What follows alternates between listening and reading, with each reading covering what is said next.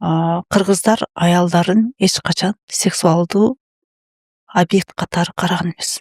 Лидер болуу Кыргызстанда канчалык оор же канчалык жеңилби? Мисалы саясатта деле алып карай турган болсок, мынча пайыз эркектер, мынча пайыз аялдар дегенде, негизи эле аял кишинин лидер болуусу Кыргызстанда кандай деңгээлде? Улут катары кыргыз абдан эркин эл. Анын ичинде аялдары абдан эркин болушкан.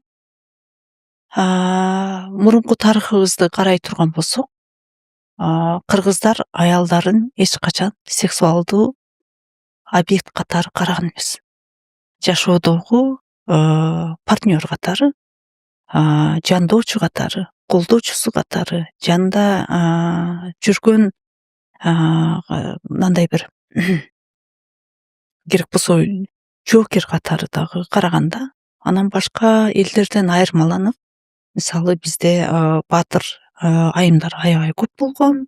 Ошол эле Кыз Сайкал, ошол эле Жаңыл Мырза, ошол эле Курманжан Датка, ошол эле Уркуя Салиева чыгып ушундай мыкты айымдар биздин улуттун генинде ошондой аялдар чыкканга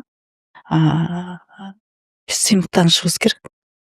Ошол эле Борбордук Азияда, мисалы Кыргызстанда биринчи жолу биздин президентибиз Роза Исаковна болду деген сыяктуу да.